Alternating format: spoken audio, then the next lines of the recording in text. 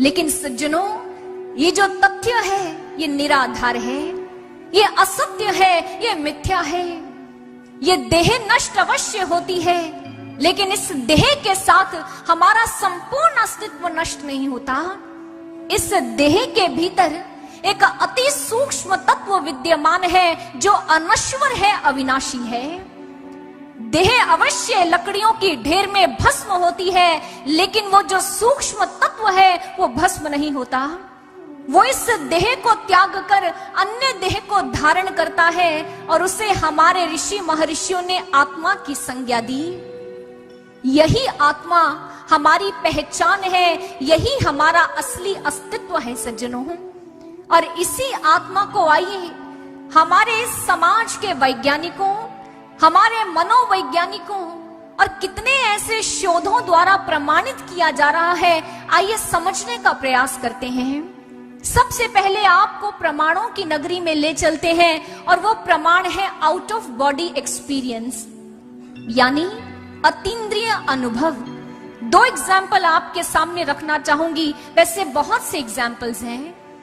पहला एग्जाम्पल लेते हैं अमेरिका के स्किडी गांव का, जहां एक डॉक्टर थे, वो बीमार हो गए।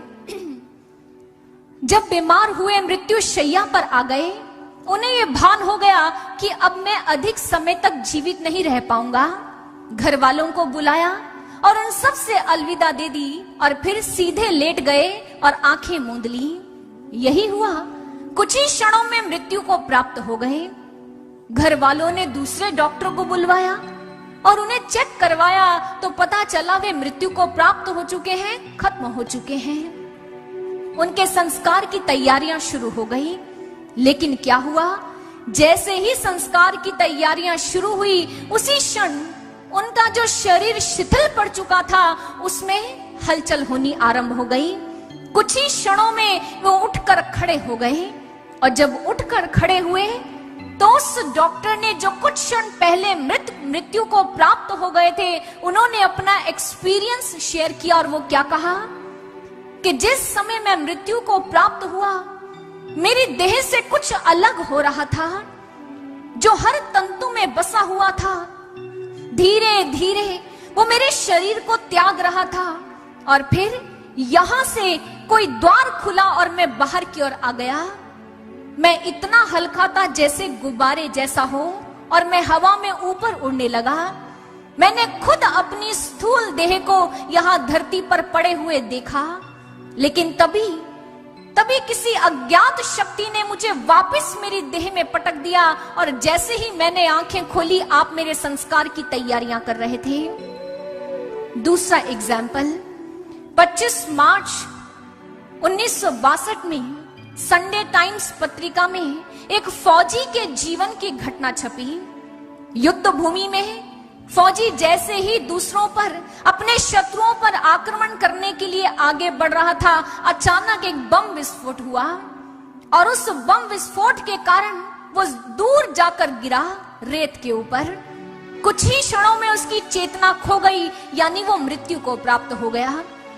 लेकिन वो कहता है, जैसे ही मेरी चेतना लुप्त हुई, कुछ था मेरे अंदर से जो बाहर आ गया और वो 20 फीट तक ऊपर उठ गया। मैं अपनी देह को नीचे पड़ा हुआ देख रहा था। मैं देख रहा था कैसे मेरे सहयोगी अपने शत्रुओं से लड़ रहे हैं। मैं सारा युद्ध देख रहा था, लेकिन तभी मैं वापस अपनी देह में गिर गया और जैसे ही अपनी देह में लौटा, मुझे फिर से अपार पीड़ा का अनुभव होने लगा और मैंने अपने आप को रेत के टीले पर लेटा हुआ पाया। ऐसे एक नहीं, दो नहीं, 10 नहीं, ऐसे असंख्य उदाहरण हमारे समाज में हैं जो प्रमाणित करते हैं कि हमारा अस्तित्व केवल मात्र ये देह नहीं, इस देह से विलग भी कोई है जो अविनाशी है, अजर है, अमर है। इस देह के समाप्त हो जाने के साथ हमारा अस्तित्व समाप्त नहीं होता। इसमें अति सूक्ष्म तत्व विद्यमान है जिसे आत्मा कहते हैं, और वो आत्मा एक देह को छोड़कर अन्य देह को धारण करती है और अनवरत यात्रा करती रहती है। चलिए चलते हैं मनोवैज्ञानिकों की विचारधारा में। जाकर उनसे पूछते हैं कि वो हमारा अस्तित्व क्या मानते हैं। फ्राइड जैसे मनोवैज्ञानिक के शिष्य हुए कार्ल युंग, जिन्होंने स्वतंत्र जिज्ञासा की। वो जिज्ञासा क्या थी कि हमारा अस्तित्व क्या है? क्या है मेरा अस्तित्व? क्या मैं मात्र एक देह हूं या मैं किसी असीमित तत्व से जुड़ा हुआ हूं? कार्ल युंग के भीतर जब इस जिज्ञासा ने जन्म लिया, उन्होंने शोध करना आरंभ कर दिया और अपने रिसर्च पेपर में एक घटना का जिक्र करते हैं और क्या कहते हैं, मेरे एक मित्र की मृत्यु हो गई। मैं अपने अध्ययन कक्ष में बैठा था, अचानक मुझे उस कमरे में किसी की आहट हुई। मैंने जैसे ही पीछे मुड़कर देखा, सामने मेरा मित्र खड़ा था। मैं समझ नहीं पाया ये भूत है, ये क्या है। अभी इसी कश्मकश में डूबा था कि मेरे मित्र ने मुझे उसके पीछे आने का संकेत किया। मैं बिना कुछ सोचे समझे उसके पीछे चल दिया। वो मुझे अपने घर में ले गया, अपनी बैठक में गया और अलमारी के पास एक स्टूल पड़ा था, उस पर चढ़कर उसने अलमारी के ऊपर से कुछ किताबें उठाई। 5 किताबें थी और लाल रंग की उस पर आवरण था, कवर चढ़ा हुआ था। इतना देखते ही मेरी आंखें खुल गई। सुबह हुई, सबसे पहले मैं अपने मित्र के घर गया, उसकी पत्नी से बैठक में जाने की अनुमति मांगी और जब मैं बैठक में गया तो मैं हैरान हो गया। वैसी ही अलमारी और उसके पास वैसा ही स्टूल पड़ा है। स्टूल पर चढ़कर जब मैंने ऊपर हाथ दिया तो वहां 5 किताबें थी, जिसकी कवरिंग रेड कलर की थी और उसका शीर्षक क्या था, legacy of death. Carl Jung जैसा मनोवैज्ञानिक, जिसके जीवन में ऐसे कितने अनुभव हुए और उन अनुभवों ने उस मनोवैज्ञानिक की विचारधारा को बदल दिया। वो सोच में पड़ गया कि वो कौन सी शक्ति है जो देह के भस्मीभूत हो जाने पर भी मिटती नहीं है। शरीर को दफन भी कर दिया जाए तो भी वो गतिमान रहती है और ज्ञान के प्रकाश से युक्त है। वो शक्ति कौन सी है? ना तो मनोवैज्ञानिक इसका उत्तर ढूंढ पाए, ना हमारे वैज्ञानिक इसका उत्तर ढूंढ पाए, लेकिन हमारे संतों महापुरुषों ने इसका उत्तर बड़े सहज ढंग से प्राप्त कर लिया। ले चलती हूं आपको उपनिषदों के काल में, जहां एक नन्हा सा बालक है और उसका नाम है नचिकेता। सुना होगा ये नाम। पिता ने उसे यम को अर्पित कर दिया। नचिकेता यमाचार्य के पास पहुंचा और उस नन्हे से बालक ने क्या जिज्ञासा रखी? आप मुझे यह बताइए कि हमारी पहचान क्या है? कुछ लोगों का मानना है कि इस देह के समाप्त हो जाने पर ही हमारा जीवन समाप्त हो जाता है। आत्मा वात्मा नाम की कोई वस्तु नहीं होती। हे यमाचार्य, मेरी इस जिज्ञासा को शांत कीजिए और मुझे बताइए कि हमारी पहचान क्या है। उस समय यमाचार्य नचिकेता को एक बहुत सुंदर उदाहरण से समझाते हैं, जिसे मैं आपको चैरियट मॉडल से समझाना चाहूंगी। बहुत सुंदर उदाहरण, बहुत सुंदर मॉडल। क्या है? यमाचार्य जी नचिकेता को कहते हैं, आत्मानं रथिनं विद्धि शरीरं रथमेव तु बुद्धिं तु सारथिं विद्धि मनहा प्रग्रहमेव च। समझिएगा, ये शरीर एक रथ है और कुछ नहीं। इंद्रियां इसके घोड़े हैं, मन इसकी लगाम है और बुद्धि इसकी सारथी है। लेकिन बताइए, क्या कोई रथ बिना किसी स्वामी के चल सकता है? नहीं। क्या आपने कभी किसी गाड़ी को बिना किसी ड्राइवर के चलते हुए देखा है? नहीं। इसी प्रकार यमाचार्य जी नचिकेता को समझाते हैं कि जो आत्मा है वो इसकी रथी है, इसकी स्वामिनी है। उसी के द्वारा ये देह चलायमान है, उसी के द्वारा ये देह शोभायमान है, अन्यथा इस देह का कोई अस्तित्व नहीं। और यही हमारी पहचान है, यही हमारा अस्तित्व है। और उसके बाद यमाचार्य जी नचिकेता को कहते हैं, हे नचिकेता, उस आत्मा का दर्शन करना, उसका अनुभव करना यही जीवन का लक्ष्य है, यही जीवन का ध्येय है, इसीलिए मानव तन मिला है। नचिकेता ने कहा, हे यमाचार्य जी, मैं उस आत्मा का दर्शन कैसे कर सकता हूं, वो तो अति सूक्ष्म है। यमाचार्य जी ने कहा, उस अति सूक्ष्म आत्मा का दर्शन करने के लिए तुम्हें अति सूक्ष्म यंत्र चाहिए, और वो यंत्र कहीं बाहर नहीं, इस स्थान को कहते हैं जिसे कहते हैं दिव्य दृष्टि, जिसे कहा गया थर्ड आई, जिसे कहा गया आई ऑफ द सोल, जिसे कहा गया दिव्य चक्षु। नाम अलग अलग है, लेकिन स्थान ये है जहां माताएं बहनें बिंदी लगाती हैं और पंडित जन तिलक लगाते हैं। जब पूर्ण सद्गुरु जीवन में आते हैं, वो इस स्थान को, इस दिव्य दृष्टि को खोल देते हैं और आपको आपके अंतर घट में ले जाकर उस आत्मा का साक्षात्कार करवा देते हैं और मानव जीवन का लक्ष्य आपको प्राप्त करवा देते हैं। यही जीवन का एकमात्र लक्ष्य है, जिसकी प्राप्ति के लिए हमें ये मानव तन मिला। सोचकर देखिए, 84 लाख के कितने जीव जंतु हैं। अगर आपसे पूछा जाए कि आपके पास जो ये मानव तन है, आप इसको किसी के साथ भी एक्सचेंज कर सकते हो, तो बताइए किसके साथ करोगे?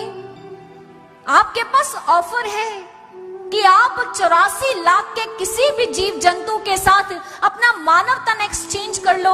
क्या कर लोगे? करोगे? ये मानव तन दे दीजिए, घोड़ा, हाथी, कुछ भी बन जाइए, क्या तैयार हो? क्यों जी, आपसे पूछ रही हूं। इस मानव तन को दे दो और इसके बदले में 84 लाख की कोई भी योनि ले लो, आपके लिए ऑफर है। बताइए, लेंगे? कौन कौन है जो लेने के लिए तैयार है? जरा हाथ खड़ा करके बताओ। दूर से ही सब ऐसे ऐसे कर रहे हैं, नहीं जी नहीं चाहिए, ये ऑफर नहीं चाहिए। क्यों? क्यों नहीं चाहिए ये ऑफर? ऐसा क्या है इस मानव तन में जो उस 84 लाख योनियों में नहीं है? ऐसी कौन सी उपलब्धि इस मानव तन में होगी जो वहां नहीं हो सकती? केवल मात्र एक उपलब्धि है, बड़े भाग्य मानुष तनु पावा, सुर दुर्लभ सब ग्रंथनि गावा, साधन धाम मोक्ष कर द्वारा, पाई न जेहि परलोक सवारा। ये मानव तन साधन है उस आत्मा के साक्षात्कार करने का, उस परमात्मा को देखने का। कबीर दास जी जब उन्होंने समाज की स्थिति को देखा, बड़े सुंदर शब्दों में कहा, कबीरा वा दिन याद कर, पग ऊपर तल शीश, मृत मंडल में आयकर बिसर गयो जगदीश। उस दिन को याद कर जब तू मां के गर्भ में उल्टा लटका था। उस गर्भ की अग्नि से बचने के लिए तूने निरंतर प्रार्थना की थी कि हे प्रभु, मुझे मानव तन दो, मुझे साधन दो, ताकि मैं आपकी भक्ति कर सकूं, मैं आपसे जुड़ सकूं, मैं आपकी भक्ति कर सकूं। कबीर दास जी कहते हैं, क्यों? क्या हुआ?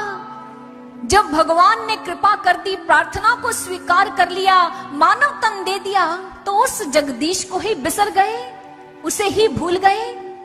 इसलिए सज्जनों, संतों, महापुरुषों ने ऐसी ऐसी कथाओं और सभाओं का आयोजन किया, ताकि इन कथाओं के माध्यम से, इन सभाओं के माध्यम से मानव को जगाया जा सके, उसे उसके वचन का, उसे उसके इकरार का, जो उस इकरार को भगवान से किया था, उसे याद दिलाया जा सके। ब्रह्मानंद जी ने बड़ी सुंदर वाणी की रचना की और अपनी उस सुंदर सी रचना से वो संपूर्ण मानव जाति को जागृत कर रहे हैं और एक आवाहन कर रहे हैं कि जागो, उठो और अपने लक्ष्य को प्राप्त करो। जो इकरार किया था, जो प्रभु को वचन दिया था, उसे पूरा करने का समय आ गया है। उठो और जागो।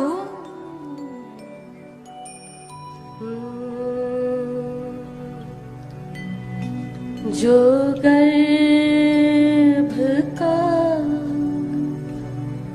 इकरार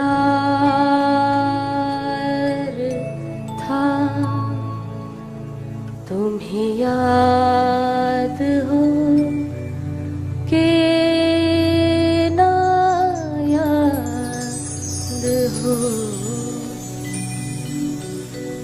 जो गर्भ का इकरार था जो गर्भ का इकरार था, तुम्हें याद हो कि ना याद हो, तुम्हें याद हो कि ना याद हो, जो गर्भ का इकरार था, तुम्हें याद हो कि ना याद हो, तुम्हें याद हो कि ना याद हो।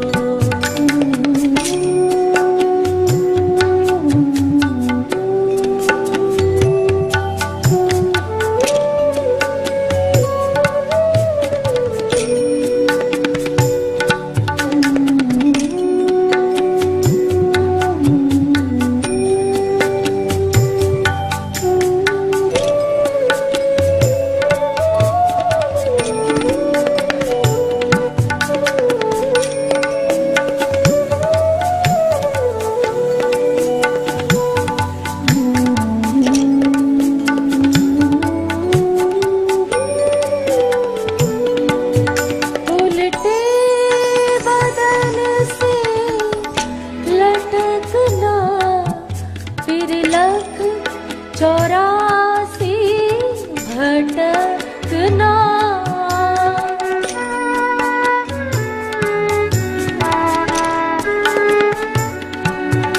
उल्टे बदन से लटकना, फिर लख चौरासी भटकना, तब सोच कर सिर पटकना, तब सोच कर सिर पटकना, तुम्हें याद हो कि ना याद हो, तुम्हें याद हो कि ना याद हो।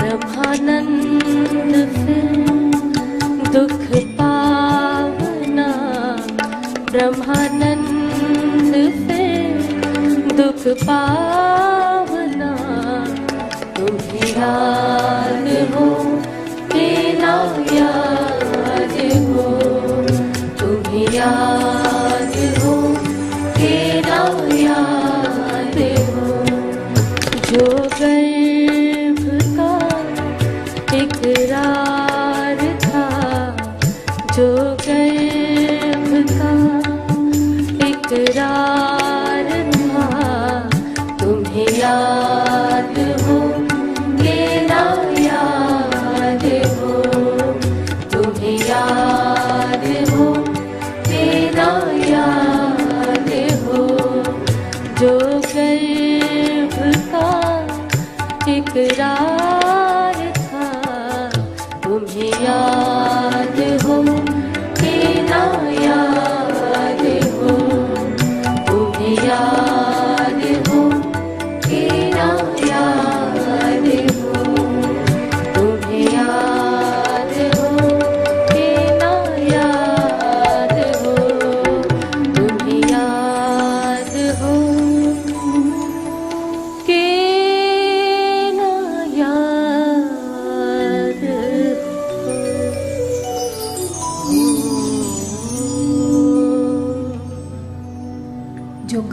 का इकरार था, हे मानव, जो तू प्रभु को वचन देकर आया था, जो तूने प्रभु से वादा किया था, क्या वो वादा याद है?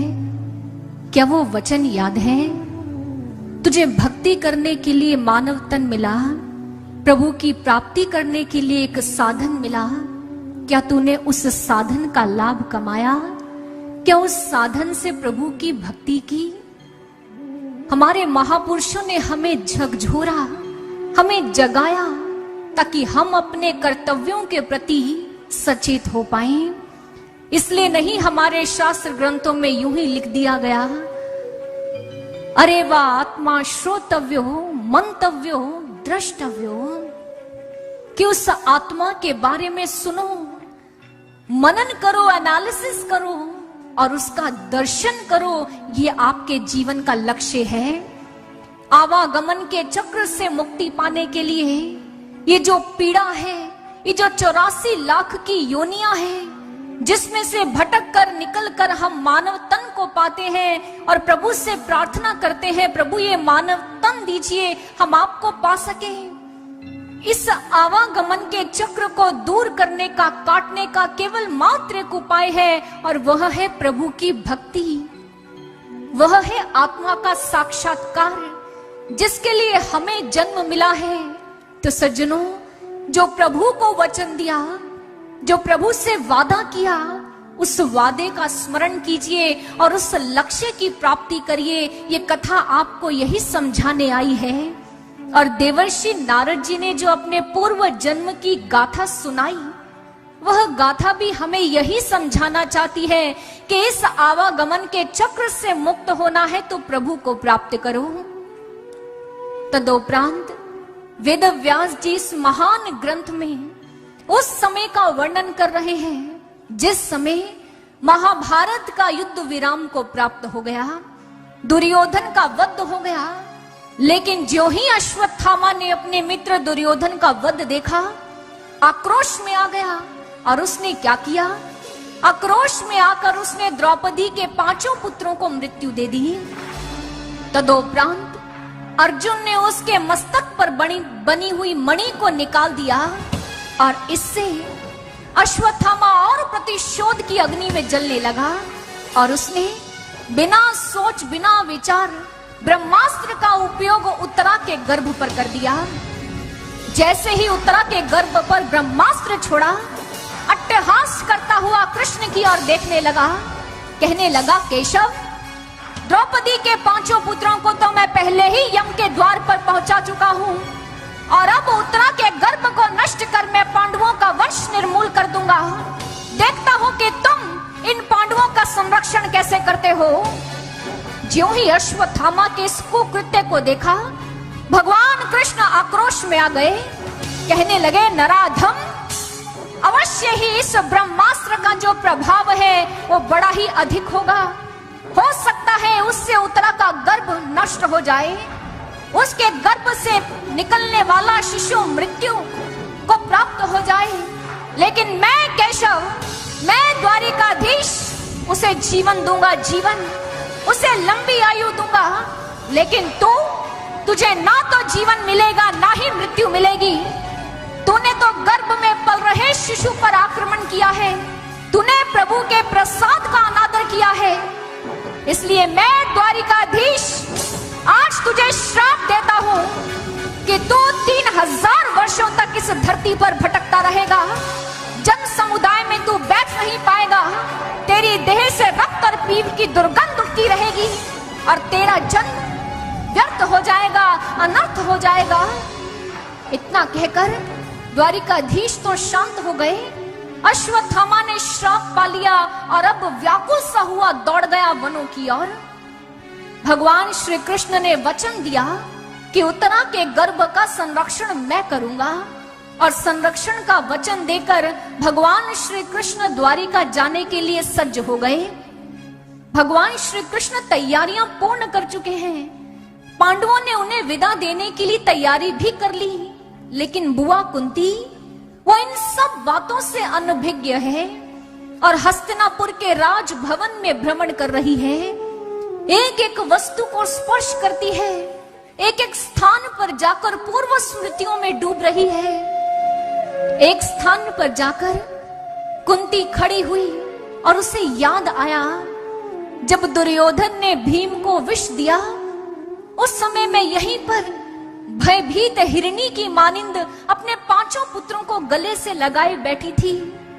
उस समय अक्रूर मेरे पास आए थे और उन्होंने कहा था, कुंती, मुझे कृष्ण ने भेजा है और उसने कहा है कि जाकर देखो मेरी बुआ कैसी है, मेरे भाई कैसे हैं, वो सुरक्षित तो हैं। जिसने ना तो आज तक अपनी बुआ को कभी देखा, जिसने नाश तो आज तक अपनी बुआ से कभी कोई भेंट की, उसे मेरे दुखों का पता कैसे चल गया। फिर पहुंच गई राज्य सभा के भीतर।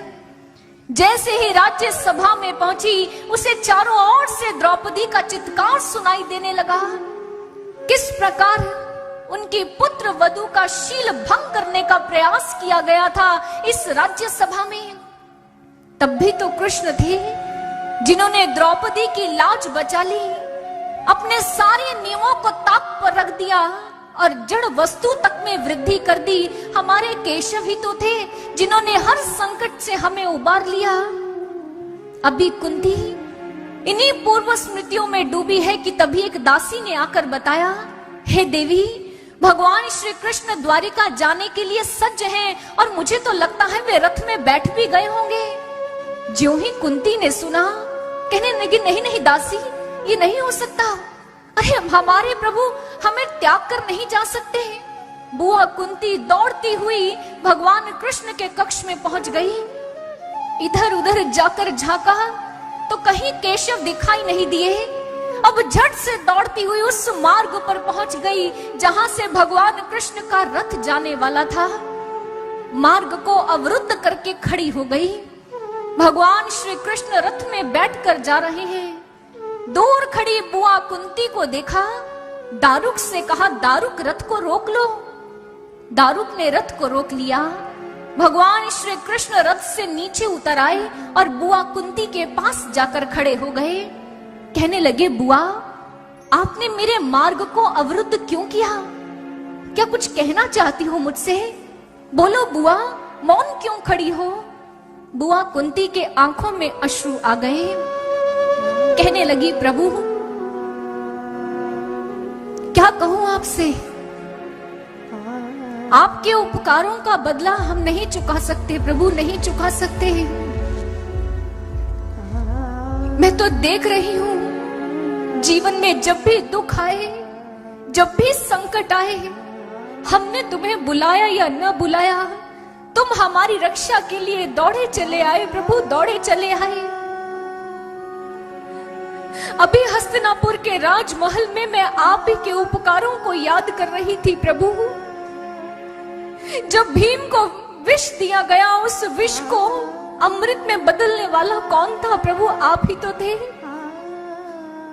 भरी सभा में द्रौपदी का शील भंग करने का प्रयास किया गया। द्रौपदी की लाज बचाने वाला कौन था प्रभु? आप ही तो थे। महाभारत जैसी युद्ध भूमि में आप अर्जुन के सारथी बनकर खड़े हो गए और उसे विजयी श्री कर दिया। हे नारायण, हे द्वारिकाधीश, आपके उपकारों का बदला हम चुका नहीं पाएंगे प्रभु। बस एक विनती आपसे करना चाहती हूँ प्रभु, बस एक मांग है जो आपसे मांगना चाहती हूँ। जो ही भगवान कृष्ण ने सुना, कहने लगे, बुआ मांगो, क्या मांगना चाहती हो?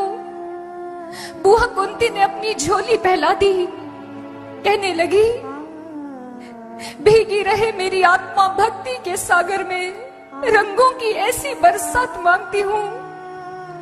खो ना जाऊं कहीं विकारों की घनी वादियों में, तेरे चरणों की हो जाना खाक मांगती हूँ। नम रहे ये आंखें सदा तेरी याद में, हे केशव आंसुओं की ऐसी सौगात मांगती हूँ। अगर कुछ देना ही चाहते हो तो प्रभु इस कुंती की झोली में विपदाएं डाल दो, इस कुंती की झोली में दुख डाल दो प्रभु, दुख डाल दो। जो ही कृष्ण ने सुना, कहने लगे बुआ, सारी दुनिया मुझसे धन मांगती है, संपदा मांगती है, वैभव मांगती है, और आप मुझसे दुख मांग रही हैं। बुआ कुंती ने कहा, हाँ प्रभु, जब भी जीवन में दुख आए आप हमारे पास खड़े थे। ऐसे सुखों का क्या करूं प्रभु कि मेरे प्रभु ही हमें छोड़कर जा रहे हैं। नहीं प्रभु नहीं, आप हमारा त्याग करके मत जाइए प्रभु, हमें छोड़कर मत जाइए। विपत्तियों के भंवर में तुम ही हमारे साथ थे, अनाथ राहों पर भी तेरी कृपा के ही हाथ थे। फिर आज सुखों की वादियों में क्यों तन्हा घुमा रहे हो, क्यों अकेला छोड़कर हमें शाम जा रहे हो।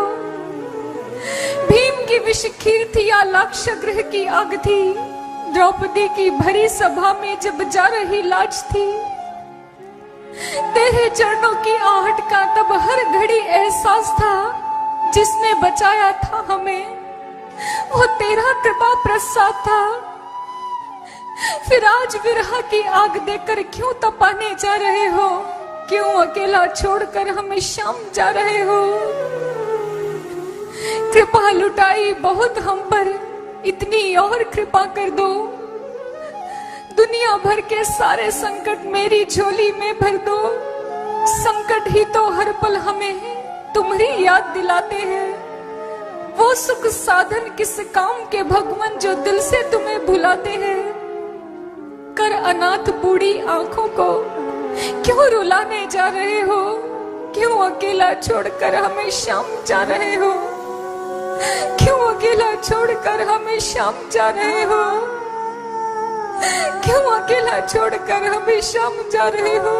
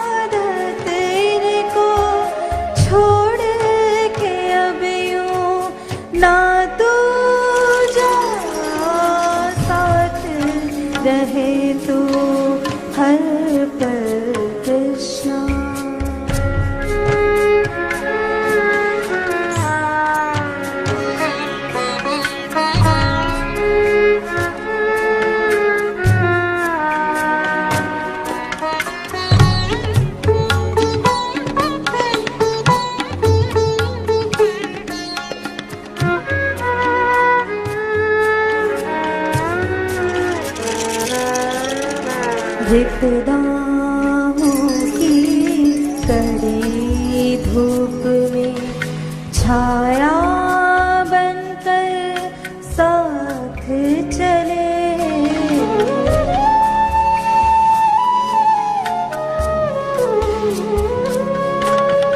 विपदाओं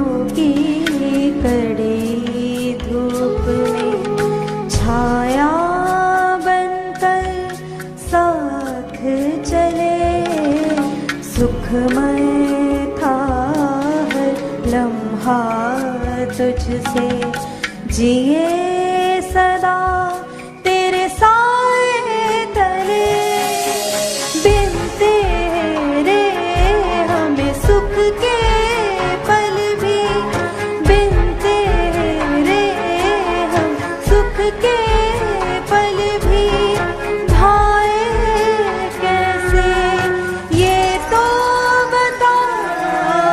साथ रहे तो हर पल कृष्णा, नैन तुझे देखे ये सदा। साथ रहे तो हर पल कृष्णा।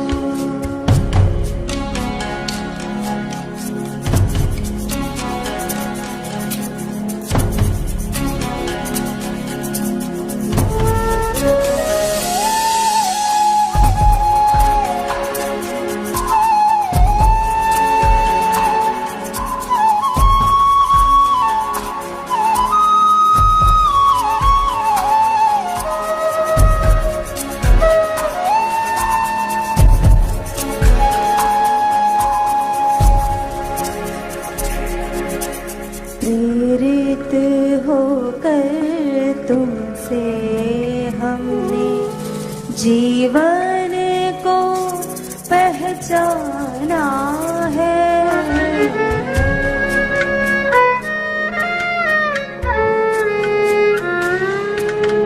प्रेरित होकर तुमसे हमने जीवन को पहचाना है। कौन पराया कौन है अपना, भेद ये अब जाना है। भिक्षा मांग रही है बिरही, भिक्षा मांग रही है बिरही। खुद से जुदाई की ना दे सजा, साथ रहे तो हर पल कृष्णा। नैन तुझे देखे ये सदा, साथ रहे तो हर पल कृष्णा। नैन तुझे देखे ये सदा। तेरे दरस की आदत इनको, तेरे दरस की आदत इनको। छोड़ के अब यूं ना तू जा, छोड़ के अब यूं ना तू जा, छोड़ के अब यूं ना तू जा, छोड़ के अब यूं ना तू जा।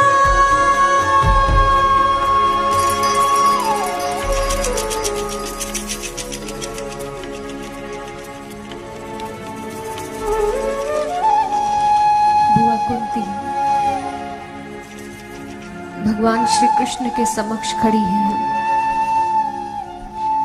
और आज प्रभु से बारंबार यही आग्रह कर रही है कि प्रभु, जैसे जल के बिना नदी नहीं सुहाती, प्राणों के बिना देह का कोई अस्तित्व नहीं होता, उसी प्रकार प्रभु आपके बिना पांडवों का कोई सामर्थ्य नहीं। प्रभु आप हमें त्याग कर मत जाइए प्रभु, हमारा त्याग मत करिए। आपके बिना ये नेत्र किसे देखेंगे प्रभु, ये फिर आपका दर्शन कैसे कर पाएंगे प्रभु। मुझ पर उपकार कीजिए, मुझे भिक्षा दीजिए। आज मैं आपके द्वार से खाली नहीं लौटूंगी प्रभु। मेरे आंचल में अपना वचन डाल दीजिए, अपने दर्शन डाल दीजिए, सारे संसार के दुख डाल दीजिए प्रभु। भगवान श्री कृष्ण ने जो ही बुआ कुंती की प्रार्थना सुनी, वापस हस्तिनापुर की ओर चल दिए। दारुक ने भी रथ को मोड़ लिया। बुआ कुंती बहुत प्रसन्न है कि भगवान कृष्ण ने मेरी प्रार्थना को स्वीकार कर लिया। बुआ कुंती ने आज भगवान श्री कृष्ण से क्या मांगा? प्रभु से सारी दुनिया के दुख मांग लिए। जिस स्थान पर कुंती खड़ी है उस स्थान पर कोई साधारण इंसान खड़ा नहीं हो सकता। कुंती के तो भाव हैं, सुख के माथे सिल पड़े जो नाम हृदय से जाए, बलिया रीवा दुख के जो पल पल नाम रटाए। कि प्रभु ऐसे सुखों का क्या करना है जिन सुखों के आने से हम आपको भूल जाएं। मुझे तो वो दुख प्रिय है जिन दुखों के आगमन से आपका साथ बना रहता है, आपकी भक्ति बनी रहती है, आपके दर्शन बने रहते हैं। प्रभु मुझे केवल मात्र ये दुख चाहिए। वास्तविकता में बुआ कुंती के लिए दुख नहीं थे, क्योंकि इन दुखों के पलों में सदैव कृष्ण पास खड़े रहे। सोचिए, जब सच्चिदानंद आनंद कंद भगवान पास में हो तो क्या इंसान दुखी हो सकता है? वो दुख भी सुख में बदल जाते थे जब नारायण का संग मिलता था। पूछिए प्रहलाद से कभी, जिसके पिता ने उस पर इतने अत्याचार किए, उसे बारंबार मृत्यु देने का प्रयास किया। पूछिए प्रहलाद से, क्या वो दुख थे?